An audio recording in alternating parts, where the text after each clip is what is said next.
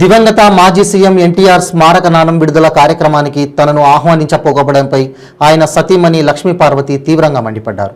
ఎన్టీఆర్ భార్యనైనా తనను పిలవకపోవడం అన్యాయమని అన్నారు. ఆయన ప్రాణాలు తీసిన వాళ్ళు వారసులుగా చలామణి అవుతున్నారని మండిపడ్డారు. ఎన్టీఆర్ పేరుతో 100 రూపాయల నాణం విడుదల చేయడం సంతోషంగా ఉందని, కానీ తనను పిలవకపోవడం బాధగా అనిపిస్తోందని పేర్కొన్నారు. ఈ కార్యక్రమాన్ని ప్రభుత్వమే నిర్వహిస్తే ఎన్టీఆర్ భార్యగా నన్ను పిలవకపోవడం తప్పని, ఇన్విటేషన్ చూస్తే ప్రైవేట్ ఫంక్షన్కు రాష్ట్రపతి గెస్ట్గా వెళ్తున్నట్లుందని అన్నారు. ఎన్టీఆర్ భార్యగా తనను పిలవకపోవడం అన్యాయమన్నారు. ఆయన ప్రాణాలు తీసిన వాళ్ళు వారసులుగా చలామణి అవుతున్నారన్నారు. ఎన్టీఆర్ భార్యగా ఆ నాణ్యం అందుకోవడానికి అర్హత తనకే ఉందని అన్నారు.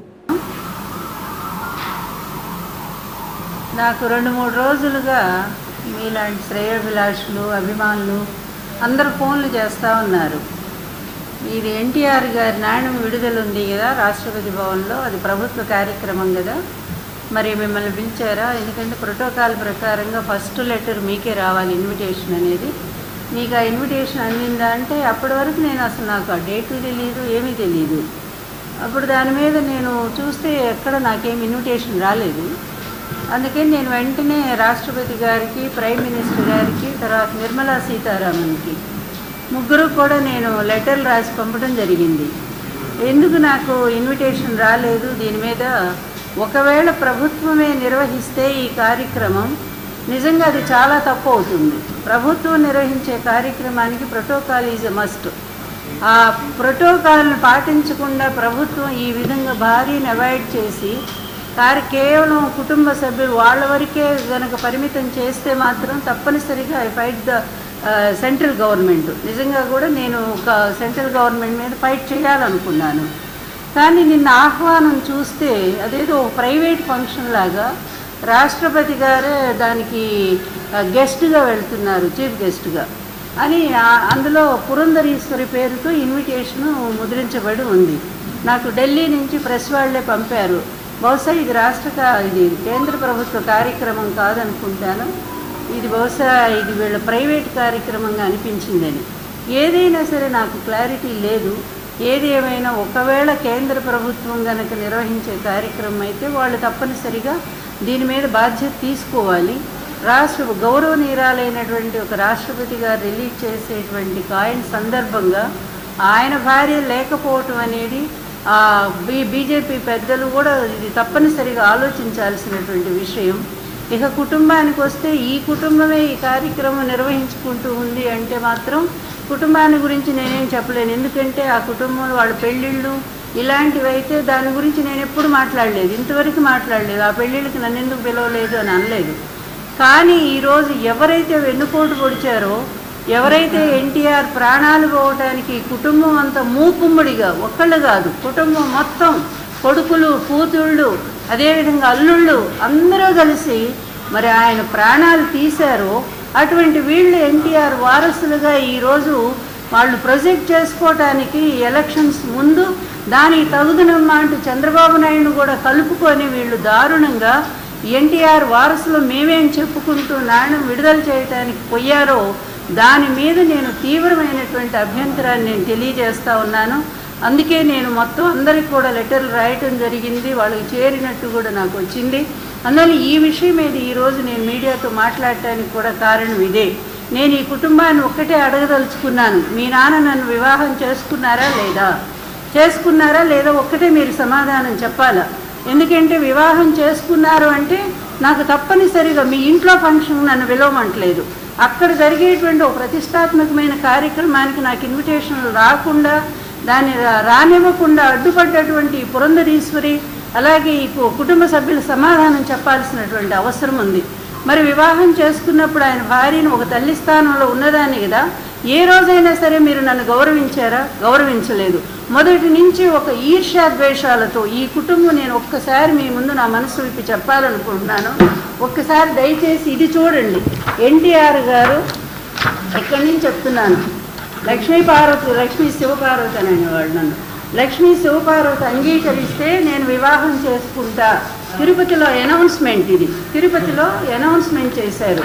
అదేవిధంగా 11వ తారీఖు 93/11 ఇదిగో నేను నా సొంతం కాదు కదా, ఇవన్నీ పత్రికలు ఇచ్చినాయి. లక్ష్మీ పార్వతితో ఎన్టీఆర్ వివాహం, అన్ని పత్రికలు కూడా లక్ష్మీ పార్వతితో ఎన్టీఆర్ వివాహం. ఇంకా మీకు చూపిస్తాను. ఇదిగో ఇంగ్లీష్ పేపర్స్ కూడా ఎన్టీఆర్ మ్యారీడ్ టు లక్ష్మీ పార్వతి.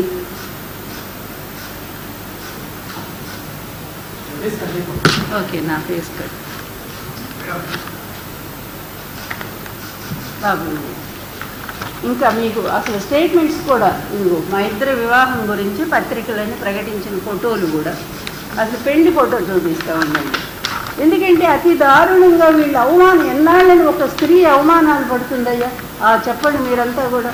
జీవితం అంతా కూడా నేను ఎన్టీఆర్ భార్య, నేను బోర్డు ఒకటి మెళ్ళో కట్టుకొని తిరగాల.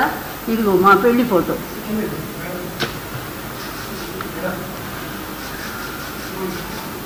దగ్గరకు వచ్చి తీసుకోండి, ఫోటో కనపడవు. ఇది అందరి సాక్షుల మధ్య 11వ తారీఖు సెప్టెంబర్ నెలలో 93వ సంవత్సరం ఎన్టీఆర్ గారు మా ఇంట్లోనే బంజారా హిల్స్లో అందరినీ పిలిచి, మరీ కూడా మీడియాని పిలిచి, కొంతమంది మాకు శ్రేయోభిలాషులైన వాళ్ళ సమక్షంలో నా మెడలో తాళి కట్టి పెళ్లి చేసుకున్నటువంటిది ఈ విషయం. ఆ విషయం ఎన్టీఆర్ గారు అనేక సందర్భాల్లో చెప్పారు. జెమినీ టీవీకి ఇచ్చిన ధర్మపీఠంలో నేను ఆమెను వివాహం చేసుకున్నానని చాలా స్పష్టంగా చెప్పారు కదా. అది ఈ ప్రపంచం అంతా చూసింది కదా. మరి అట్లా ఈ తెలుగుదేశం వాళ్ళు పిచ్చి పిచ్చిగా ఎలా మాట్లాడుతున్నారంటే, ఎంత దారుణంగా మాట్లాడుతున్నారంటే, పెళ్లి చేసుకోలేదు. పెళ్లి చేసుకోనప్పుడు ఎన్టీఆర్ గారికి నేను ఇల్లీగల్గా ఉన్నానా? దీనికి కూడా వీళ్ళు సమాధానం చెప్పాలా నాకు. అట్లాంటి ఇల్లీగల్ సంబంధాన్ని కొనసాగించే ఆయన యుగ పురుషుడు ఎలా అవుతాడు? ఒక స్త్రీని అన్యాయం చేసి తనతో ఈ విధంగా అక్రమంగా అన్యాయంగా ఉంచుకొని ఈ విధంగా మోసం చేసేవాడు యుగ పురుషుడు అవుతాడా? ఇది వీళ్ళు తప్పనిసరిగా ఈ కుటుంబం చెప్పాలా సమాధానం, తెలుగుదేశం వాళ్ళు కూడా చెప్పాలా. ఈరోజు నేను ఇంకెందుకంటే నేను పూర్తిగా బయటకు వచ్చేసాను. నేను ఇన్నాళ్ళు కూడా గౌరవం, మర్యాద, మంచి సంస్కారం అనుకుంటూ ఈ కుటుంబాన్ని నేను గౌరవిస్తూ వచ్చాను. ఇంతవరకు ఈ కుటుంబ సభ్యుల గురించి నేను ఎక్కువ మాట్లాడలేదు. ఈ రోజు మాట్లాడుతున్నాను. ఈ రోజు నుంచి ఈ కుటుంబం మీద నా ఫైటింగ్ ఎలా ఉంటుందో రేపు ఎలక్షన్లో నిజంగా చెప్తున్నాను. నేను వీళ్ళని ఈ రాష్ట్రం నుంచి, చంద్రబాబు నాయుడిని, ఈ పురంధరేశ్వర్ని ఈ రాష్ట్రం నుంచే తరిమి కొట్టకపోతే ఎలక్షన్ల తర్వాత వాళ్ళ మొహం కూడా కనిపించినంతగా నేను జగన్మోహన్ రెడ్డి గారికి సహాయం చేయడానికి నిర్ణయించుకున్నాను. అదేవిధంగా ఎలక్షన్లో నేను పూర్తిగా కూడా ప్రతి నియోజకవర్గం పర్యటించి వీళ్ళ దుర్మార్గాలన్నీ కూడా బయట పెట్టడానికి, ఎన్టీఆర్ గారు స్వయంగా ఏం మాట్లాడారో, ఈ కుటుంబం తనకి ఏ విధంగా ద్రోహం చేసిందో, ఈ విషయాలన్నీ స్వయంగా నేనే, ఆయన క్యాసెట్లు ఉన్నాయి, ఆడియో ఉన్నాయి, వీడియో ఉన్నాయి, వీటన్నిటిని కూడా నేను ప్రజలకు చూపించి ఈ దుర్మార్గం చేస్తున్న ఇప్పటికీ చేస్తున్నారు. మరొక్కసారి ఎన్టీఆర్ గారి ఆత్మకు సంక్షోభం కలిగిస్తూ ఉన్నారు. ఆయన ఆత్మక్షోభకు గురి చేస్తూ ఉన్నారు. వీళ్ళ వారసులు, వీళ్ళ ఎన్టీఆర్ గారి కడుపును పుట్టినంత మాత్రం చేత వారసత్వం వస్తుందా? స్వయంగా మీరు చూడండి. ఇదిగో చంద్రబాబు నాయుడు సమక్షంలో కూడా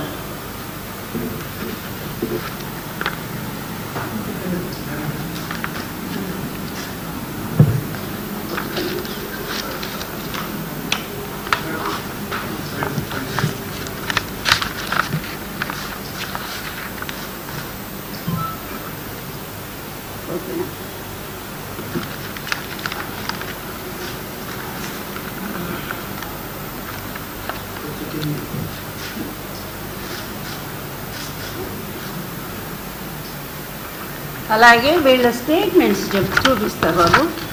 ఇదిగో అల్లుని సమక్షంలో అత్తామామల దండల మార్పిడి, పేపర్లో న్యూస్లు ఎలా మాట్లాడతారు ఈ టీడీపీ వాళ్ళు. అలాగే రేణుకా చౌదరి ఇచ్చిన స్టేట్మెంటు, దమ్మున్న మగాడు ఎన్టీఆర్ తన పెండ్లిని నిర్భయంగా చేసుకొని బయట పెట్టారు. దమ్మున్న మగాడు చూడండి, వాడు అప్పుడు టీడీపీయే కదా.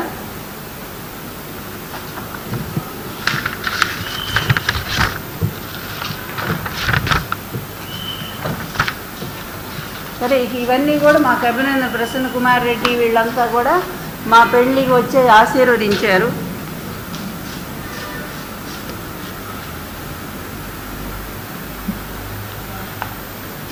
ఎందుకంటే ఈరోజు బాబు మీకు అందరికీ కూడా నేను మనసు విప్పి మాట్లాడాలనుకున్నాను. ఎన్నాళ్ళు ఒక స్త్రీ అవమానపడుతుందో చెప్పండి. ఇంకా ఏంటంటే అంబేద్కర్ బాటలో ఎన్టీఆర్, అంబేద్కర్ ఏ విధంగా ద్వితీయ వివాహం చేసుకున్నారో డాక్టర్ సబితాని అదేవిధంగా ఎన్టీఆర్ ద్వితీయ వివాహం చేసుకున్నారని ఆయన పొగడటం తెలుగుదేశం వాళ్ళు. ఎన్టీఆర్ పెళ్లికి ప్రాముఖ్యం ఇచ్చినందుకు దూరదర్శన్ అధికారికి అక్షింతలు. సెంట్రల్ కాంగ్రెస్ కదా అప్పుడు, అందుకని దూరదర్శన్ వాళ్ళు బాగా కవరేజ్ ఇచ్చారు. దాని మీద అధికారులు కూడా ఏదో మార్చారట.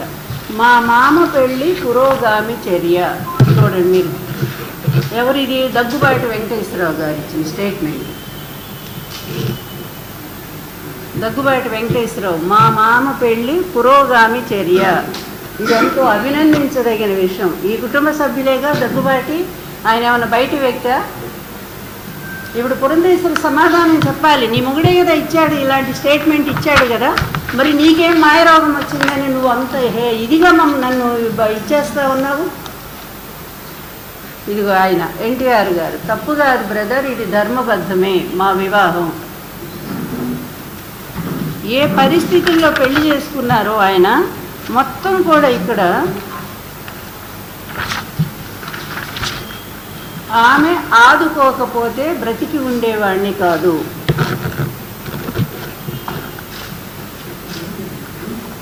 చూడండి, ఆమె ఆదుకోకపోతే బ్రతికి ఉండేవాడిని కాను.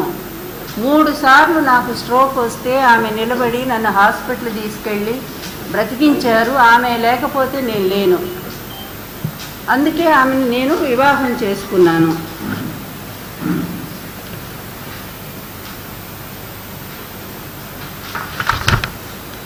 జనామోదంతోనే నేను ఈ వివాహం చేసుకున్నాను. ఎన్టీఆర్ గారు కొన్ని లక్షల మంది జనం ముందే కదా తిరుపతిలో అనౌన్స్ చేశారు. ఇంకా చట్టబద్ధంగా కాంటి బోలెడు ఉన్నాయి మా దగ్గర. అవన్నీ కూడా ఎందుకు స్వయంగా చంద్రబాబు నాయుడు నా మీద కేసు వేశాడు. ఏది అక్కడ గండిపేట తెలుగు విజయం కోసం. ఆ కేసు వేసినప్పుడు హైకోర్టుకి అందులో నా మీద నేనే కదా మరి కేసు వేసినప్పుడు నా మీద వైఫ్ ఆఫ్ ఎన్టీ రామారావు, అందువల్ల ఈమె ఆక్రమించుకొని ఉంది, అంతా కూడా తెలుగు విజయం నాకు చెందాలి, నేను తెలుగుదేశం అధ్యక్షుడిని అని చెప్పి నా మీద కేసు వేసాడు. మీరు అడగండి, నా దగ్గర ఉన్నాయి కూడా ప్రూఫ్స్ కావాలంటే. అంటే ఒక పెళ్లికి స్వయంగా ఒక మహానుభావుడు, అలాగే నేను ఎటువంటి దాన్నో నా క్యారెక్టర్ గురించి కూడా ఆయన ఎంత బాగా చెప్పారంటే, ఆమె ధర్మబద్ధమైంది, నైతిక వర్తన కలిగింది, అందువల్లనే నేను ఆమె విశ్వాసపాత్రురాలు, అందువల్లనే నేను ఆమెను వివాహం చేసుకున్నాను అంటూ ఆయన స్వయంగా ఇచ్చినటువంటి ఇవన్నీ కూడా విద్యావంతురాలు, సంస్కారవంతురాలు. అయ్యో, ఆమె ధర్మనిష్టను మీరు తర్వాత ఏం చూడండి. ఆమె ధర్మనిష్ట, నైతిక ధర్మాన్ని చూసిన మీదటనే ఆమెను వివాహం చేసుకోవడానికి నిర్ణయించాను. పురంధేశ్వరి ఒక సందర్భంలో చెప్తుంది, ఆమె మాకు నచ్చలేదని. ఎందుకు నచ్చలేదమ్మా మీకు? మీ కుటుంబంలో నేనేమన్నా అడ్డం వచ్చానా? మీ ఆస్తుల కోసం నేనేమన్నా అడిగానా? ఎప్పుడో పెళ్ళిళ్ళు చేసుకుని 80 ముందే పెళ్ళిళ్ళు చేసుకుని వెళ్ళిపోయారు కదా, మరి అందరూ కలిసి ఆయన వదిలేస్తే కదా. అప్పటికే ఆయనకి మరి హార్ట్ స్ట్రోక్ వచ్చింది, తర్వాత బైపాస్ సర్జరీ జరిగింది, తర్వాత నేను వచ్చిన తర్వాత ఆయనకి పక్షవాతం వస్తే ఆ సందర్భంలోనే కదా నన్ను ఆయన పెళ్లి చేసుకున్నారు. ఇన్ని రకాలుగా నేను ఆయన నేనంటూ రాకపోతే ఎన్టీఆర్ గారు తిరిగి లేచి నిలబడేవారా? మీరెవరైనా ఆయన అంత శ్రద్ధ తీసుకొని చూసారా? మందులు ఇచ్చేవాళ్ళ? పగలు రాత్రి నేను ఎంత సేవ చేశాను ఆయన స్టేట్మెంట్స్ కాను. మీకు ఎవరికైనా కాపీ తీసి ఇస్తాను ఎన్టీఆర్ గారి. మీరంతా చిన్నవాళ్ళు, అప్పుడు లేరు కదా, అప్పుడు ఇవి ప్రెస్ ఇది స్వయంగా ఈనాడు, ఏబిఎన్, ఆంధ్రజ్యోతి వీళ్ళంతా ఇచ్చిన స్టేట్మెంట్స్ ఇవి, వేరుగా కాదు. అట్లాంటిది ఎందుకు నన్ను ఈ విధంగా మీరు 10 మందిలో చులకం చేస్తున్నారు? నన్ను చులకం చేయటం ద్వారా ఈ విధంగా ఎన్టీఆర్ గారిని అవమానం చేస్తున్నారు కదా. ఎందుకు చేస్తున్నారు? మీ తండ్రి గారు మీకు రక్తమాంసాలు పంచి ఇచ్చారు, అదేవిధంగా ఆస్తులు ఇచ్చారు, మిమ్మల్ని నిలబెట్టారు. ఇంత నిలబెట్టిన తండ్రికి ఎంత గౌరవాన్ని మీరు ఇవ్వాల్సి ఉంటుంది. ఆ గౌరవాన్ని మర్చిపోయారు. ఆ రోజు తండ్రి ధర్మాన్ని మర్చిపోయారు, ఆయనకు వెన్నుపోటు పొడిచారు. మీ దుర్మార్గుడైనటువంటి మీ బావతో చేయగలిపి ఆ రోజు పురంధేశ్వరి ఆమె పాత్రను కూడా నేను చాలా స్పష్టంగా చెప్తున్నాను. ఎన్టీఆర్ వెన్నుపోటులో ఆయన చంద్రబాబు నాయుడు బయట కనిపించేటువంటి వ్యక్తి చంద్రబాబు నాయుడు అయితే ఇంటర్నల్గా పురంధేశ్వరి ప్రధాన కారకురాలు. నేను ఇప్పటి వరకు ఈ మాట చెప్పి ఉండకపోవచ్చు, ఈరోజు చాలా స్పష్టంగా చెప్తున్నాను.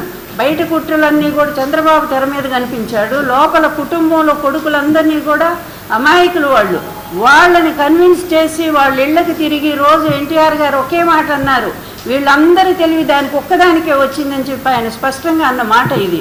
అట్లాంటిది నన్ను పెళ్లి చేసుకున్న తర్వాత ఎన్టీఆర్ గారు బయటికి తీసుకెళ్ళటం, అంతకుముందు ఎన్టీఆర్ గారు స్వయంగా చెప్పిన మాట, ఇంకో మాట నేను చెప్తా ఉన్నాను, ఈవిడ రాజకీయాల్లోకి రావాలనుకుందట పార్టీలోకి, కానీ ఎన్టీఆర్ గారు వద్దన్నారట.